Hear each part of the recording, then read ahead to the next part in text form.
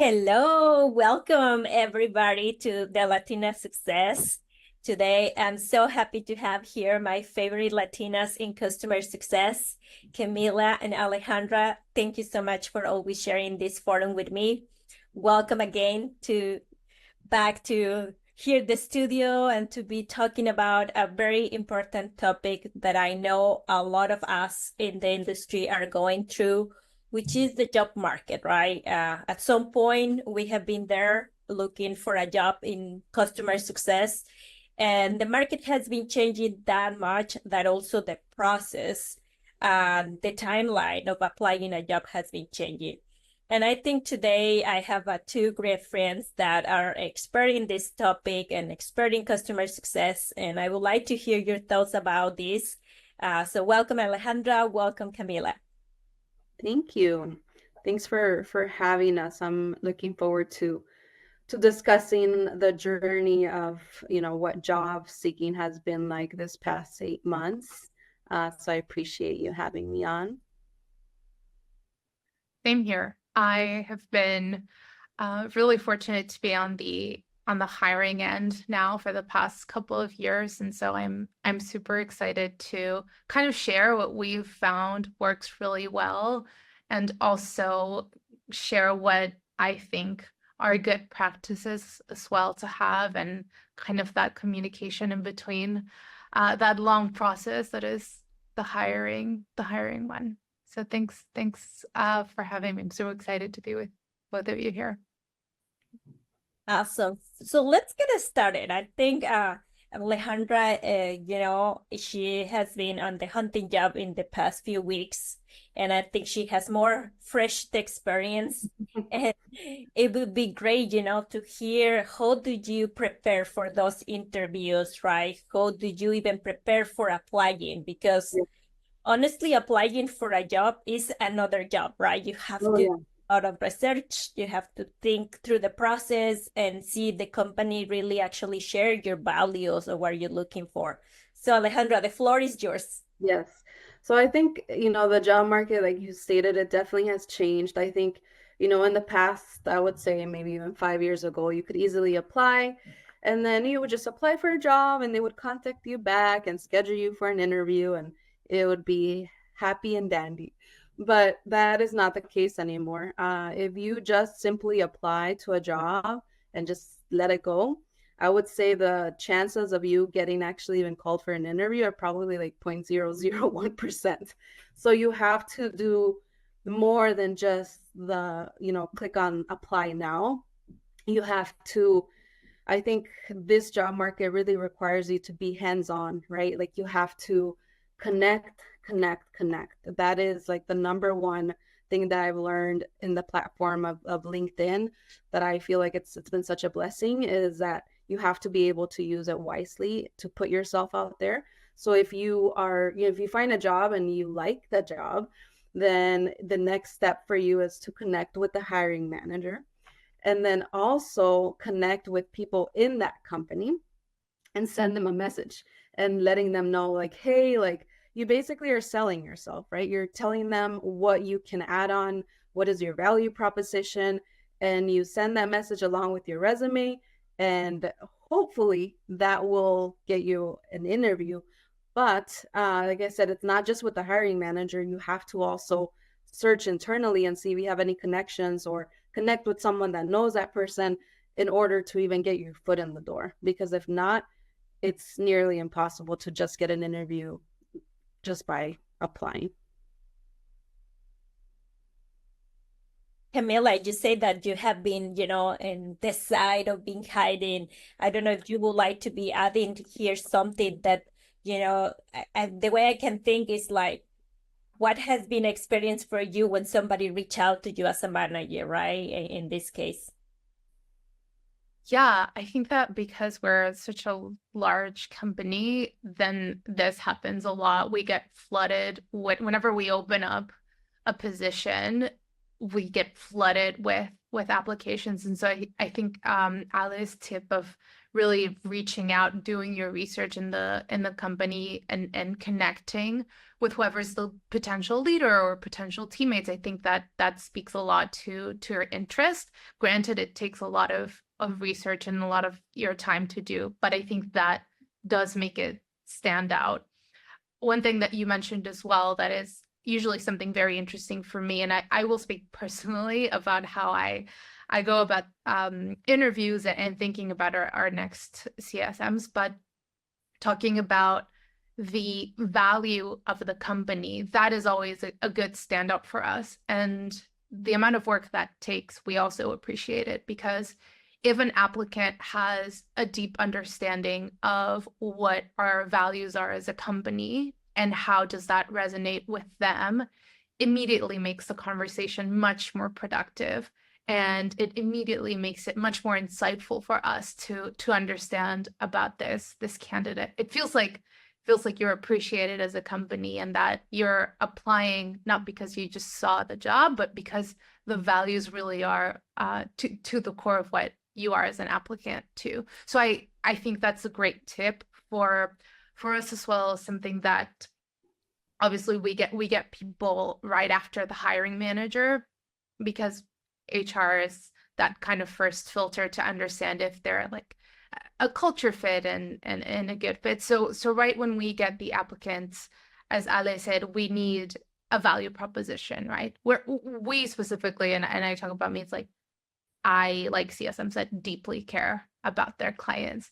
And so through case studies showing who you are, because anyone can like throw a case study in a chat GPT or whatever. And so learning about how the applicant perceives the value of our product and also perceives the value of the company, I think that makes people a standout for sure. And that makes it like immediately top of the list of who I would consider because they have that value in mind. That's great. Yeah, I think, when it comes to sending messages, I think, if I'm being honest with you, prior to me looking for a job, even though I have been outgoing, I think there's always been that type of hesitation, like, well, I don't know this person. But because of how the situation is now, you have to get out of your comfort zone. Like, you have to get out of your comfort zone. You cannot be just waiting for someone to reach out to you. You have to go get it. Agreed, 100%. And I think that you're applying to jobs where like customer success is a very proactive, busy work. So even if there's a candidate that we might see in a pipeline, it never hurts to have that reminder on LinkedIn, which I think is great that you're doing, because it might get lost in the day-to-day, but then when I'm done with my day and I'm just scrolling LinkedIn, I see a message from you and I like the message. I'm like, okay, I'll ping my hiring manager about you because I liked your approach. I liked your message. So that's for sure a great tip. Yeah. And I would say that it is also now an opportunity to be networking, right? Let's say you don't necessarily get the job, but also you are creating those relationships, right? And that is something that before it wasn't that easy, right? You probably sometimes jump on a company without really knowing much about the other people because again, you were reached out by someone offering and you were talking through the hiring manager, the HR, but not others. Now I see even opportunity to really also evaluating the company, right? Like you can hear, oh, it's really the customer success department, the best, right? It's really, you can hear the feedback from others. I will say that another thing that I will add on my end is creating a personal branding, right? The way you are talking about yourself. And it's related to what you're saying, Camila, right? What is my value proposition? Again, in the past, we were having only our resume or job history in LinkedIn, and that was enough. Now we really need to demonstrate what we're capable of because we are competing, right, with a lot of persons. So when a company look at your profile, it's not just looking about job history. It's looking what are you talking about, what are you interests, who you are interacting with, right? So the personal branding, I will think that is now also opportunity to open the visibility, and sometimes not even for that market. Sometimes there are other opportunities that can knock on your door, and who knows. Yeah. 100%. I'll just add to that as well, because that's a very common practice for us, and I've seen in different tech companies is you interview for a certain role, but once people get to know you a bit, maybe you might not be a good fit for that role. But if you're a good culture fit, so if your values really align with the company, then we will definitely consider you for any open roles. We will proactively offer them and explore that with you. And also, it's great to do that networking because then you have that open door in a company that you really like. So that's a good one as well, just to keep that door open. Yeah, no, that's great. And then, going back to personal branding, Jessica, I think one of the things that I've learned to is to, how to leverage LinkedIn, right? So LinkedIn is like your business card. It's how you put yourself out there, what your headline is, what your picture looks like, what you have in your featured section, your job, your history in LinkedIn.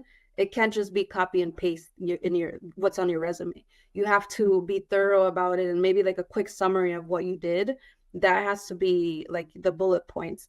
Recommendations. Do you have recommendations on your LinkedIn, right? So if you're a job seeker today and you don't have, maybe your LinkedIn set up and you just open it to look for jobs, really try to emphasize on like how can you make LinkedIn better, right? Uh, Create a video, create a flyer. You have to kind of think out of the box because, what Jessica said, like this market is competitive. There's a lot of amazing customer success managers out there that might have the same experience as you, but what makes you stand out as a person when you apply and you send that message to a hiring manager, and let's say, the next step, I don't know if you do this, Cami, maybe you go into the LinkedIn of that person and you're, scrolling down their LinkedIn, do they have any recommendations? How does a job history look like? Do they have any featured posts? Because if they don't, one person might have a really strong brand and they're amazing. The other person might be amazing, but maybe they just log into LinkedIn to apply, but they don't have anything going on. You can learn more from a person by just going through their LinkedIn than someone that is not as active. So I would definitely say if you have LinkedIn, leverage the platform because it's there as a tool for you to use to enhance your brand and build that profile so that recruiters can contact you and you can stand out. I agree. Yeah. Yeah. One thing I want to say, one of the things I love that I have been getting before is one video that I remember. It was a video intro for somebody, right? It was a pitch of 1 minute, somebody telling me why I should have a call with them. Mm-hmm. And honestly, I love it because this person showed me, right, like you were saying, how proactive it would be for the customer, right? Instead of giving me the normal messages like, hey, I look at your role and I like it. It was a pitch about their value proposition. And if you ask me, I mean, then later I found that other people does that. And I actually start creating my own. No, because I wanted to send it to everybody, but it's interesting to understand what is your value, right? When you are talking and you have only 60 seconds to say who you are in customer success or why you be a customer success, besides the industry, right? Why do you love this company? What are your metrics or KPIs that you are more successful with? You can say, I have been growing a team from 0 to 10, right? Or I bring 1,000 of customers happy, or my scores on CSCTA went from 80 to 90, or keep it for a year. So talk about what are the things that matters to you. And that's definitely is going to catch the attention to others. Yes. 1 minute intro, right? Recorded in Zoom. You don't have to be super fancy about it. At the end is make an intro, or if you are shy in camera, You can do a nice PDF that is not necessarily your job history, right? But who you are, what you care about, and make a stand out of from all those people that are applying, right? And make that difference. Yeah, I love that. And I think you could do the same thing on your resume, which I'm sure Camila has seen a lot of resumes going her way. There's like simple resumes that just explain like, oh, I handled 10 customers. I don't know, just as an example, versus maybe also like I increased the time to value from 20% to 50% because you're putting, just like you get specials in the like in your email from like Macy's, like, hey, you have 40% off now. And then that's like a call to action, like, oh, I want to shop at Macy's. Same thing, I think, with your resume. If you have those numbers there, that like stands out, right, Camila? What has your experience been like when people add kind of like metrics into what they've done in their roles versus someone that doesn't?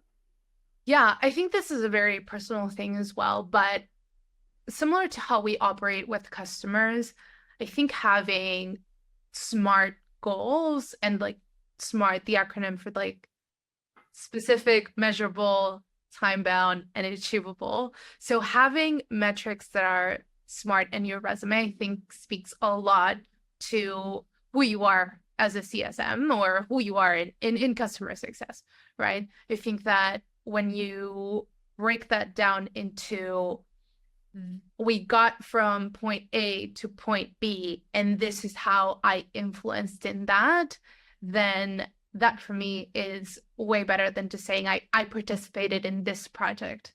Because ultimately, we try to find in customer success people who are very goal driven, people who are very active or proactive when it comes to making the experience of our clients better.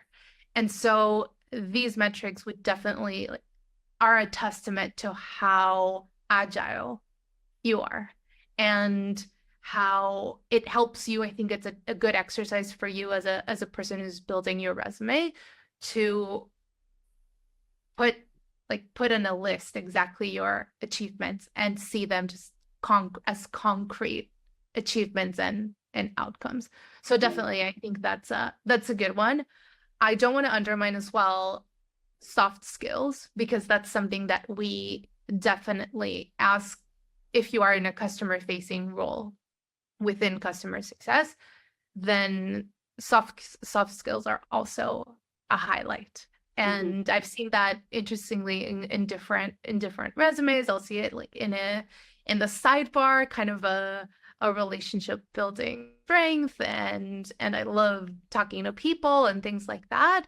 And I personally like it as well. I try to find people who have a similar culture to ours, and soft skills speak a lot to that. So highlighting both, having a primary focus on metrics and what your active role as well was in achieving those metrics, that is key to highlighting who you are and what you can bring to the table as well. I love that. Great. Yeah, that's awesome. And I think one thing is very important to really try to understand the same, like you say, as a customer success, right? You're trying to understand your customer pain. Is trying to understand the company pain, right? What they are going through. And one advice I will give you is not only look at what is in LinkedIn, what are they saying, what others are saying about them, right? Because it could be that they are in problems getting funding, right? When was the last time they get fund, right? How many customers really are reviewing that they are happy and how many are reviewing that they are unhappy, right? And try to understand what are the pain points also from the outside world. Because of course, if you go to the website, to the blogs and everything, you understand the good part about them, right? But what really could be the pain point, right? You can even see when was the last time they hire, or even to see, do they have a big layoff, right? Probably something is talking about them. And I feel that now, compared to many years ago, that information is very easy to access. And and now you have more information and try to understand, I see that in 2022 they changed the product team, or they have new releases, right? Means probably they have adoption. I remember one company that they were switching from going into the web to going into an app, and that was a totally big switch for them, and the adoption rate was getting down because customers were used to have the web app and they didn't want to adopt the app. So that was a pain point that I was able to identify, right? So it's easy to come and say, hey, you probably need better ways to train in the people, right? You need probably better ways to do a soft change instead of taking the web, just from zero. Let's do it slowly and probably going with that segment and say, hey, who is going, right? Who's going the change? And then we can do it for others. So when you identify a pain point, it's easier also to sell your value proposition. Yes. Yeah, that's important. I think when they're hiring, they're trying to solve a problem, right? Like they're trying to hire someone to help them solve a problem. So knowing what problem it is that you're trying to help is very important. I think the other thing that I've learned too is like you have to be like an FBI investigator when it comes to like really looking at people, right? So you go to the company and there's a section for insights. You can go in LinkedIn and you can go and check, okay, let's see, where have they decreased, and like maybe they decreased their, their product managers or their engineering, like you said. You can also look to see who the CEO is and look at their history. What have they done, right? Same thing when you're interviewing with someone, not just getting on that interview and then talking to, let's say, Camila, right? Like going to Camila's LinkedIn and looking at her history. Where has she been? Seeing if there's anything in common that you have, to not just make it just a bland, boring interview, because that's another thing that I just posted about. I've had interviews where they feel like they're interrogating me, right? Where it doesn't feel like a conversation. It just feels like they're reading off a list of questions and they're saying, well, tell me about a time when you had a hard customer, or a difficult customer. And they're just reading off a list instead of conversational, where it flows better. You're not as nervous, you're talking to like a person instead of like feeling like you're talking to a robot. Like all of those things help when you are doing your research, because you can always make that small talk. Maybe I knew Camila worked in this company, so I can ask her, or just trying to get like a common ground to where like you can talk more knowledgeably about the company that you're interviewing for, about the problem that you're trying to solve, asking those hard questions too, like why are they filling this role? Did they, maybe is it because they're growing? Is it because someone left? Trying to understand like why are you in this role now? So there's a lot of research and, like I said, investigating that you have to do as well when you're looking for a job. I agree 100%, because there's so many wonderful tools as well to do this. You can go into Glassdoor. Speaking about tech companies specifically, a lot of tech SaaS companies do operate under freemium models. And so it's very interesting once you are applying to a company that you actually try out their product if it is for free. And then you can have your own experience with the product, have your own observations. And that is always such a game changer in interviews, because it might take you a few minutes, right? Collaboration tools are very, very easy to explore if they're in that freemium model. And so I think that's a great tip, Ale, so that we can have a much more nurturing, like much more fruitful conversation with the applicant, because you can get down to, this is your product. The applicant can say, this is a pain point I identified, like Jesse mentioned, or this is a highlight of what's working great, and this is how it could be better. So that's the first part. I definitely agree that having your research not only on the person that you will be having the interview with, but also make time to understand more about the product, if applicable, in that case. Yeah. Yeah, I think also I will add that you need also to try to be clear at the beginning of the interview, right? And try to understand what is the interview process. And I think it's something very important because a lot of us who are applying for a job at one point, right? You really need to know how much time you're going to be spending, right? Who are you going to meet in during the journey? How much you should wait for an answer, right? And that also make them also the company having this transparent process to say, oh, okay, so if I don't hear back from you by Monday, can I email you back on Tuesday, right? And try to have that commitment from them as well. Because again, right now, if I compare the process right now compared to 3, 4 years ago, I think now takes months sometimes the hiring process versus more. Yes, it's like 2 weeks and we want you for tomorrow, right? And I think that's okay, right? Everybody needs to adapt to what is changing, but also we need to be transparent, especially the ones we are hiding. We need to be very transparent about the process and say, yes, you are going to be meeting each other 4 people, and this is the timeline, right? And if I don't reach out to you by next Monday, probably something went wrong, but you can email me back and you should receive an answer as well for that. Yeah, the interview processes definitely have changed.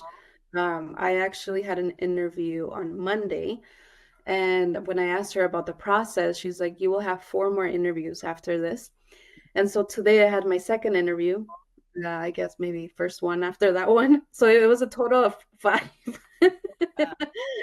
And so then in the interview today, the ladies that I met, I mean, they were super nice. I really like their transparency, right? It's like, yes, you will be interviewing, with a lot of our company, but take this as an opportunity to really get to know us and also see if you see yourself as a fit as well here. So she did turn it into like a positive way. I did tell her, quite honestly, like I think the interview fatigue is there, especially myself. I have been interviewing since January. It feels like I might have taken maybe 3 weeks maybe of a break since January, but it's been like constantly interviewing and interviewing. And I ran into a lot of scenarios. I've ran into like companies where like I'm in the second interview and then my third interview comes and they're like, you know what, I'm so sorry, but we're gonna end up putting the position on hold. And that's also really hard, I think, for job seekers because my advice to companies that post jobs is like, post them if you know that you're going to go through with them. But if you are not 100% sure, or if you're trying to just see if there's interest, right now is not a good time to be posting just to see if there's a good interest because people, there are people out there that are desperate. There are people out there that are running out of, unemployment. There are people out there that are struggling, financially. They have a family and they're trying to, make ends meet. And emotionally, it's very draining for a job seeker when we have so many interviews and so many, like you're constantly like repeating yourself and it's like, here it comes. So it's mentally draining. And so I think also as a job seeker, advice that I would give you is like rest. Like you have to be able to take days of just resting or just getting out of LinkedIn to just clear your mind and do something that you love, like going for a walk, spending time with your family, because it can be like a really big burden to just constantly be interviewing because it's not quick as it used to. I mean, you're literally, more than a month with just a whole process. And it takes such an emotional toll as well because it's process after process. And I think at some point it's very inevitable as well to take things personally. I had a really good experience once with a candidate where we turned them down, but they emailed us after asking for feedback. And I thought that was great because this is kind of showing how they really wanted to understand, just like natural curiosity of understanding what could have been done better because they were continuing to apply. So I thought that was good. We don't often, or I haven't often encountered that. And it really forced me to think and draft something that was really constructive for them moving forward as well, and for them to understand our perspective, because sometimes it really isn't just if you're a good fit. There's so many other factors that play into hiring someone, from context to as a company, right? There's so much that comes into play, like budget, team dynamics, looking forward to the next couple of years. So it's good to ask for feedback so that it isn't as emotionally draining as well. Yeah.